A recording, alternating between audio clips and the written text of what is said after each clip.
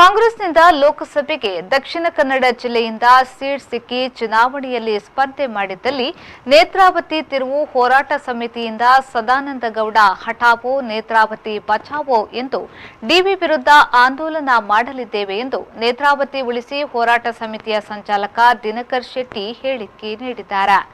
D V Dakshina Kannada ಜನರಿಗೆ ಅನ್ಯಾಯ ಮಾಡಿದ್ದು ಜಿಲ್ಲೆಯ ಜನರಿಗೆ ನೀರು ಇಲ್ಲದಂತೆ ಮಾಡಿದ್ದಾರೆ ಎಂದು ಆಕ್ರೋಶ ವ್ಯಕ್ತಪಡಿಸಿದರು. ದೇಶದಲ್ಲಿ ಚುನಾವಣೆ ಕಾವೇರಿದೆ. ರಾಜ್ಯದಲ್ಲಿ ಲೋಕಸಭಾ ಚುನಾವಣೆಯ ಪ್ರಕಾರ ನಿನ್ನೆ ನಡೆದ ವಿದ್ಯಮಾನದಲ್ಲಿ ಡಿವಿ ಸದಾನಂದ ಗೌಡರು ಮಾಧ್ಯಮಕ್ಕೆ ಹೇಳಿಕೆ ನೀಡಿದ್ದಾರೆ. ಎಲ್ಲಿಯಾದರೂ ಕಾಂಗ್ರೆಸ್ ಪಕ್ಷ ಅವರನ್ನು ಪಕ್ಷಕ್ಕೆ ತಗೊಂಡು ದಕ್ಷಿಣ ಕನ್ನಡ ಜಿಲ್ಲೆಯಲ್ಲಿ ಟಿಕೆಟ್ ಕೊಡುವುದಾದರೆ ಇದು ನಮ್ಮ ಜಿಲ್ಲೆಗೆ ಮಾಡಿದಂಥ ದೊಡ್ಡ ದ್ರೋಹ ಆಗುತ್ತೆ.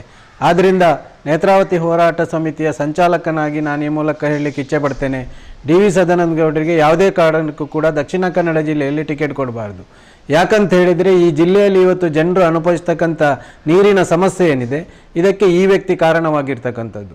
ಆದ್ದರಿಂದ ಆ ಸಂದರ್ಭದಲ್ಲಿ ಎಷ್ಟು ದೊಡ್ಡ ಹೋರಾಟ ಆಗಿತ್ತು, ಅದೇ ರೀತಿಯ ಹೋರಾಟ ಚುನಾವಣಾ ಕಾಲದಲ್ಲಿ ಅವರೇನಾದರೂ ದಕ್ಷಿಣ ಕನ್ನಡ ಜಿಲ್ಲೆ ಇದ್ದದ್ದೇ ಆದರೆ ಅದಕ್ಕಾದಂಥ ರಾಜ್ಯಕ್ಕೆ ರಹಿತವಾಗಿ ಜಾತಿ ಮತ ಧರ್ಮವನ್ನು ಬಿಟ್ಟು ಎಲ್ಲರನ್ನ ಸೇರಿಸಿ ಅವರ ವಿರುದ್ಧವಾಗಿ ಒಂದು ಮತದಾನ ಅವರಿಗೆ ಹಾಕಬಾರ್ದಂತಕ್ಕಂಥ ಆಂದೋಲನವನ್ನು ನಾವು ಇಲ್ಲಿ ಮಾಡಲಿಕ್ಕಿದ್ದೇವೆ. ಡಿವಿ ಹಠಾವೋ ನೇತ್ರಾವತಿ ಬಚಾವೋ ಅನ್ನುವ ಹೆಸರಿನಲ್ಲಿ ಅವರಿಗೆ ಎಲ್ಲಿಯಾದರೂ ಟಿಕೆಟ್ ನೀಡಿದ್ದಲ್ಲಿ ಅಂಥ ಒಂದು ಹೋರಾಟ ಈ ಸಂದರ್ಭದಲ್ಲಿ ಕಾಂಗ್ರೆಸ್ ಪಕ್ಷ ಎದುರು ಕಾಣಬೇಕಾಗ್ತದೆ.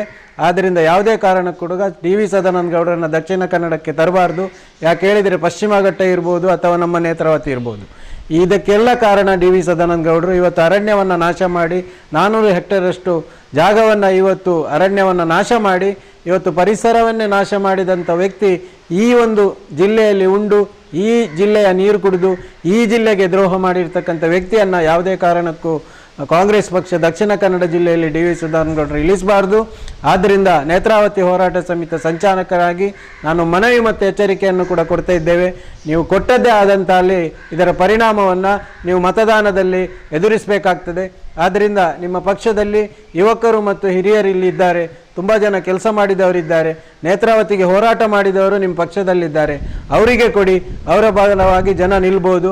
ಆದರೆ ಈ ವ್ಯಕ್ತಿಗೆ ಎಲ್ಲಿಯಾದರೂ ನೀವು ದಕ್ಷಿಣ ಕನ್ನಡ ಜಿಲ್ಲೆಯಲ್ಲಿ ಕೊಟ್ಟದೇ ಆದರೆ ಇದರ ಪರಿಣಾಮ ಖಂಡಿತವಾಗಲೂ ಅವರನ್ನು 5 ಲಕ್ಷಕ್ಕೂ ಹೆಚ್ಚು ಮತಗಳಿಂದ ನೇತ್ರಾವತಿ ಹೋರಾಟ ಸಮಿತಿ ಸೋಲಿಸ್ತದೆ ಅಂತಕ್ಕಂಥ ಎಚ್ಚರಿಕೆಯನ್ನು ಈ ಸಂದರ್ಭದಲ್ಲಿ ಕೊಡಲಿಕ್ಕೆ ಇಚ್ಛೆ ಪಡ್ತೇನೆ.